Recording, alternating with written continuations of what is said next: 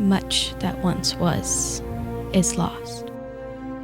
For no gamers now play to remember it.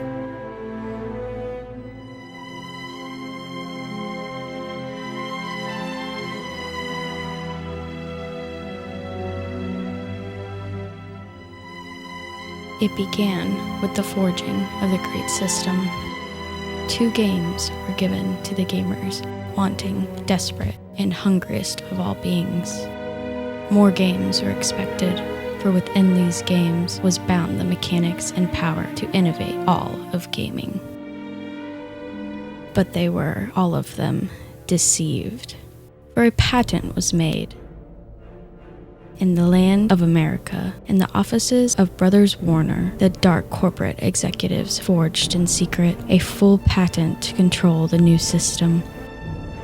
And with this patent, they did absolutely nothing, allowing the game by game to pass on without it, leaving it to fade into memory, into legend.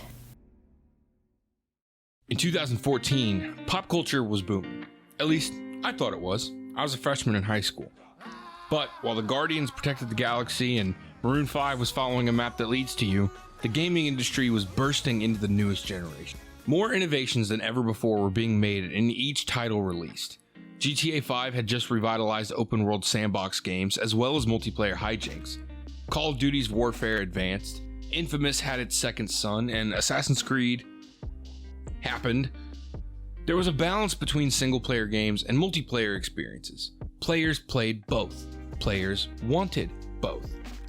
And the looming shadow of monetization had not yet covered the entire industry. Persistent demand led to a consistent stream of new single-player experiences, with developers constantly pushing the envelope of what they could accomplish with only one player at a time. The Last of Us reimagined what a narrative experience could be in a video game. The Evil Within immersed the player into their own horror experience, making the isolation of a single-player game not a liability, but an essential part of the experience.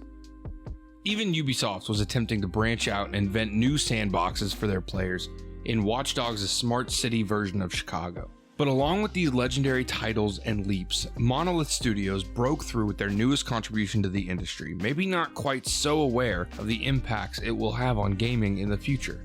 Known previously for their work on momentous games such as Fear, Fear 2, and Gotham City Imposters, the world was excited to learn what Monolith had next on their release schedule when they announced they were working on a single-player adventure set in Tolkien's world of Middle-earth. The gaming scene was flush with new single-player experiences, so to stand out, Monolith would have to make an impact in a big way, and they delivered. With the release of Shadow of Mordor, gamers were met with a lot of familiar elements. This traversal had been seen in Assassin's Creed. The combat and detective vision had been seen in the Arkham games.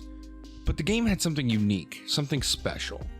The proverbial chemical X of this Powerpuff Girl. This is just a side note, but why was that dude building little girls? Is no one gonna question that? I feel like we should question that. You don't just build little girls, dude. Go ahead and take a seat. Anyway, a dynamic NPC generation, with new characters created every time you play as you play. Characters that remember your battles, that can surprise you or even betray you. A system in which the sandbox of an open world where you are surrounded by enemies at all times is made personal to you. This new breakthrough would be known as the Nemesis system. Shadow of Mordor was set in the harshest, cruelest, most evil corner of the world created by J.R.R. Tolkien. Mordor. Mordor is home to the foulest beasts and creatures in all of Middle-earth, including the foot soldiers of the Dark Lord Sauron, creatures known as Uruks or Orcs. Monolith would have been able to depict this army as nothing more than a mindless horde, a legion of evil and destruction focused on the destruction and domination of Middle-earth. But that would not have been true to the source material, and it wouldn't feel the same as a world. These orcs are not mindless monsters void of personality. Orcs are a corrupted race bound to the service of the Lord of Mordor, but they are sentient. They have personalities and relationships and levels of power and Cockney accents. You sneaky maggot! Come on! Come at me from the front! That's what she said. They love grog, but most importantly, they are not a single collective. Each one is unique with their own strengths and even weaknesses.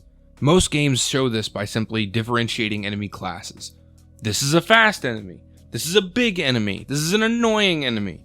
And Shadow of Mordor does this too, but Monolith said, Nah, you think let's make it bigger? And they created what they called the Nemesis system. This was a system that established a power hierarchy within the ranks of the enemy. Each region was ruled by war chiefs. These war chiefs had captains who served beneath them, and these captains had foot soldiers. Every captain and war chief has a name.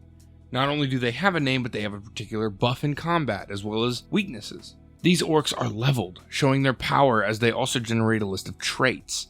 Some of these traits are public knowledge, offered freely, but the not so nice ones, those must be investigated. War chiefs and captains can be found in the world, so they can be hunted. Some must be drawn out through a mission instance or lured out in a power struggle with other captains. Now, sometimes that happens organically within the world as you play, but some are just hanging out in the open world, allowing the player to plan their attack. But if a player is ill-prepared, the captain may just get the better of them. Shadow of Mordor's protagonist, Talion, is banished from death. When he is struck down, he comes back. But he did die. The consequences of his death are real. Your respawn is canonical. The other orcs recognize the deed of killing you, so the orc who did it gets a promotion. A slave can become a captain. A captain can become a war chief. And in the sequel, a war chief can become an overlord. The player then has the freedom to seek out the orc that bested them, and proving not only to the forces of Mordor, but to themselves that no orc bests the Gravewalker and lives to tell the tale. You just have to hope he stays dead. The player can target specific orcs, manipulate events, and seek vengeance in any way that suits them, allowing them to shape the world and forces around them. Every NPC within the system is generated on the go, meaning every player, every playthrough is unique to that player and that experience. I can play the game for hundreds of hours and never get the same orc twice. Combinations of appearances, names, titles, personalities, and traits are so vast and diverse that the possibilities feel endless. As if this wasn't enough distinction, how you interact with the world shapes them further. Enemies can die, run away, be ran from, be recruited, betray you, save you, die for you, cheat death, be eaten by a monster, and each possibility has ripple effects and can come back in your next interaction. Through these actions, a relationship is forged between the player and that NPC. A game of cat and mouse where both can cheat death and rise again, with the Uruk now showing scars from your last battle and perhaps boasting about a new title. There are seemingly no bounds to what the Nemesis system could accomplish. The reception to Shadow of Mordor was almost universally positive. The game received criticism for the gameplay elements lifted from other games of the genre, but did them well enough that it contributed to an overall positive experience. It also received a bit of criticism from die-hard Tolkien fans for its deviations from established lore, and it overall had an underwhelming story and characters who could have used a bit more exploration. But as a game, people fell head over heels for the Nemesis system and the experiences created within it. Players could swap stories of vengeance and betrayal and have things in common, jumping to whole different possible tales. It was safe to say the fans of the game were excited for what could come next, and all the possibilities the Nemesis system had for impacting the industry. It was no surprise when Monolith announced that work on a sequel was in the works. Hell, they straight up tease it with the last line of their first game. The time has come for a new ring. In 2017, Monolith released Middle-earth: Shadow of War. In the 3 years since its predecessor's release, no other games had released with the Nemesis system, so players were waiting with bated breath to pave new paths to their next great adversary, their own Nemesis. But unfortunately, the gaming scene was not what it was a few years prior. A shadow was rising in the industry. A shadow of monetization and dark ambition. Developers and publishers had begun to see the potential for ongoing profits within games, not just a few narrative DLCs or small content packs as was customary. But what if additions were made to popular multiplayer games, and later single-player games, like straight-up gambling?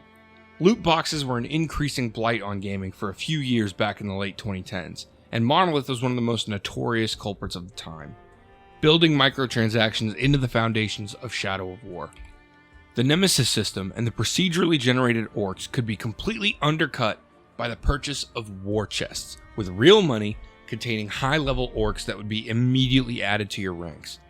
These additions are objectively wrong. Not only does it undermine the most crucial pillar of Middle-earth's gameplay loop, but it encourages gambling and excessive marketing, leading to what is essentially milking every player for their last dollar, even after spending $60 for the game. Since release, the microtransactions have been patched out, but the stink and the UI elements still remain. The game also made an odd choice of incorporating multiplayer connectivity to allow players to interact with each other's fortresses and orc forces. This online ranking system resulted in an inability to have a new game plus mode, or even to have multiple saves, meaning players were limited to experience the story only once without sacrificing their initial playthrough, including their loot, skills, and the orcs forged throughout their experiences in Middle-earth. This could be helped by moving valuable orcs into your garrison, before deleting your save. Lastly, Shadow of War took the limited liberties taken with the Tolkien lore and completely cranked it up to 11. Personally, I took these changes to the lore, such as the Nazgul identities and Goth Lady Shelob, as fanfiction additions made not to change the canon that Tolkien scholars hold dear, but simply to better contextualize the story they envisioned within their established world building. Sadly, all of this together resulted in an overshadowing of the elements that made Shadow of War great. Everything that was beloved in Shadow of Mordor was made bigger and better, including the Nemesis system. New interactions, new missions, new dynamics, new positions, and so many new possibilities made the Nemesis system truly the best it could have been for that game. The game received positive reviews for these changes with critics and many fans, but the controversies and complaints about the game drowned out the praise in the public's mind. Not to worry, however, because surely the revolutionary mechanics of the Nemesis system will return, even if Talion's story has come to a close, right? The video game rights of Middle-earth and its stories belong to a division of Warner Brothers, WB Games.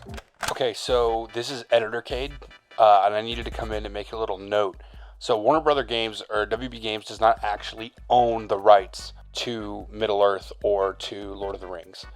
Those rights at the time were held by a completely different group, and now the rights are currently owned by the Embracer Group. Now, the patent that I'm about to talk about in the video, the Nemesis system patent, is owned by Warner Brothers. They do own the patent for that system. So as game developers, they still own that system. However, they do not own the rights to Middle-earth. That is currently under the umbrella of the Embracer Group, which is a Swedish conglomerate.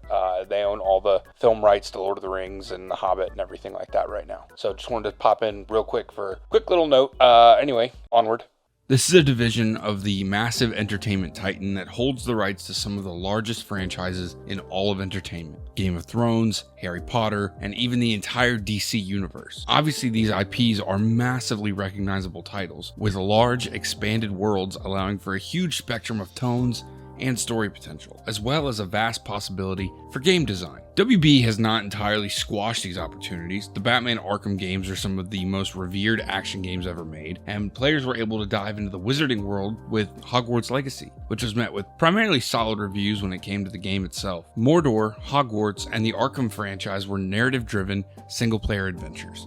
They also seem to be some of WB's greatest successes. So why is it the case that WB has doubled down and even tripled down on the investment of multiplayer live service titles? Rather than continuing to innovate single-player narratives or sandboxes, we keep receiving hyper-monetized seasonal models designed primarily to keep players and their friends bound to the game, chasing a higher number rather than experiences worthy of sharing. Following the success of Arkham Knight, the legacy of the Cowl was carried on by two titles that departed away from that game's formula in different directions, but somehow ended up at the same place. Gotham Knights and Suicide Squad Kill the Justice League. But how did we get to this point? What happened to the gaming renaissance we were experiencing in the mid-2010s? Why haven't we seen not only as many new breakthroughs made to the narrative gaming experience, but even the advancements we already had? Why haven't we seen the Nemesis system? As we know, gaming as an industry is a greatly collaborative effort. The competition between developers pushes them to create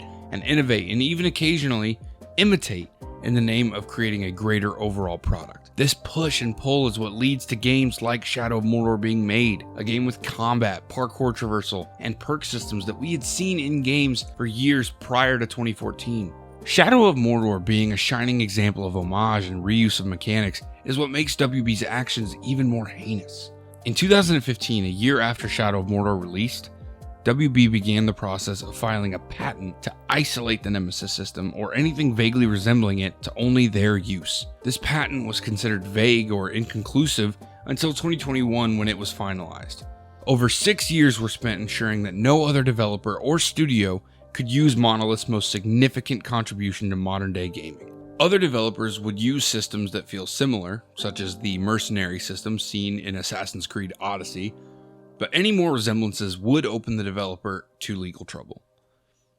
While this patent is, in my opinion, an action taken in bad faith, showing only the greed of a major entertainment corporation made not to further the art form of the industry as a whole, but instead only to make sure no one else can do it, lest they do it better, it would stand to reason that the potential of the Nemesis system is still there. A Game of Thrones title where you have to navigate the different families of Westeros, forming alliances, breaking them, seeing enemies rise again. A Harry Potter game where battling dark wizards forges tales of rivalry and cheating death itself, creating a power struggle. And perhaps the most exciting possibility of all, a Batman or other DC character having to fight to take back a city on the brink of collapse, turning criminals against each other, weeding out intel on the most dangerous suspects, and working to take them off the board. With the Nemesis system no longer at risk of being used anywhere else, WB would have the time, money, and opportunity to craft it into different settings to allow their players long-lasting and retentive experiences that keep them engaged long after they're released. It has been 8 years since Shadow of War was released, and in that time, not a single game has been released containing the Nemesis system. We've received a number of games from WB, including the aforementioned Gotham Knights and Suicide Squad games. Both games were released as spiritual successors to the Arkham games, and both games were live service multiplayer games focused on the grind for loot rather than engaging gameplay or narrative experiences. Both of these games, especially Gotham Knights, could have greatly benefited from the incorporation of a Nemesis system element. Even if the game has a weak main narrative story, which it does, players would be allowed the opportunity to create their own story within the DC Universe setting.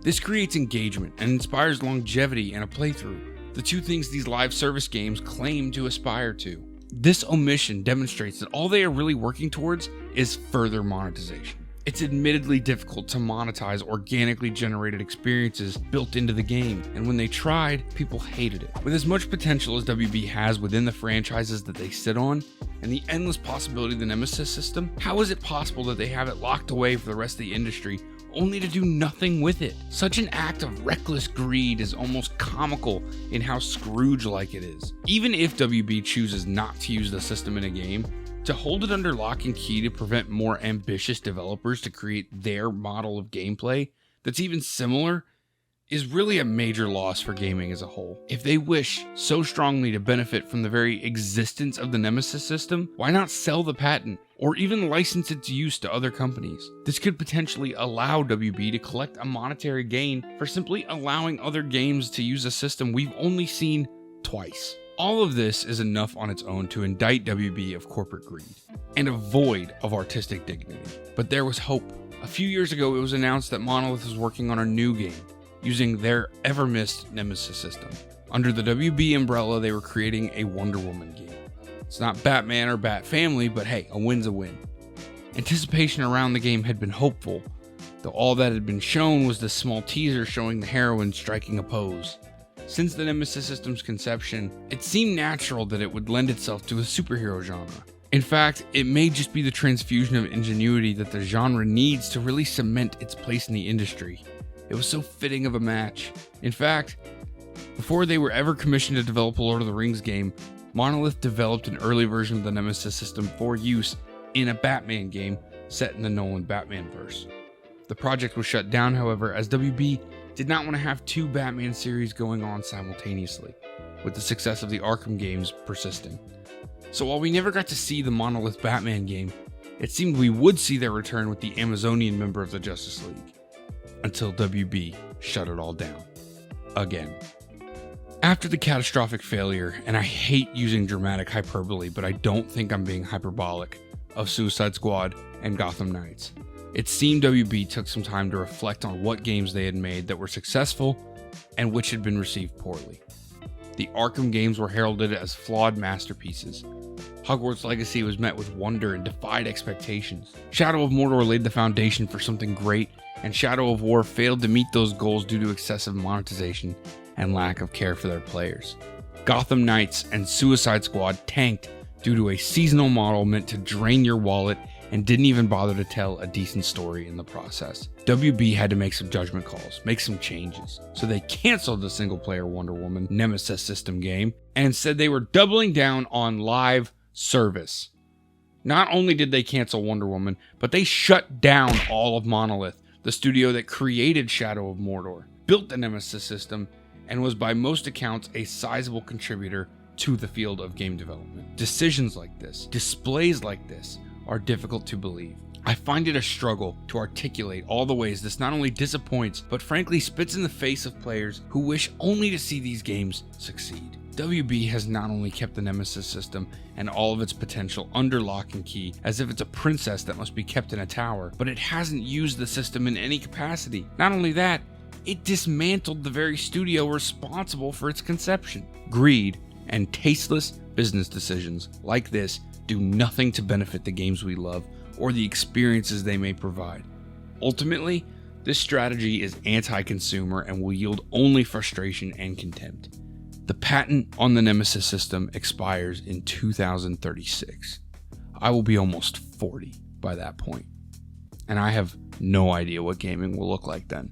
I hope we see the Nemesis system again, free from the control of greedy publishers, allowed to be developed by creators and artists who care and will continue to expand and innovate the system for the sole purpose of creating better games.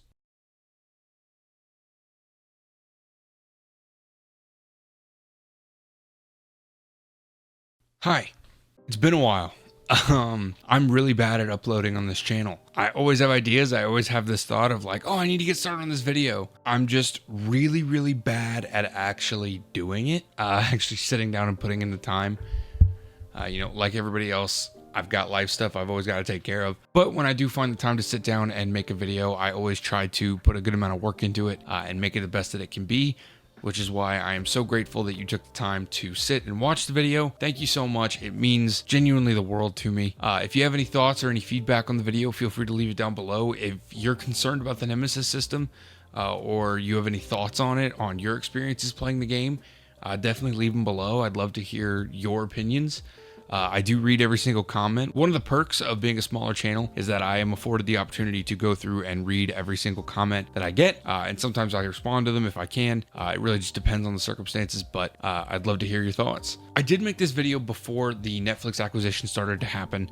I tried to put a little bit of reference to it in the video, just in one of the small little edits.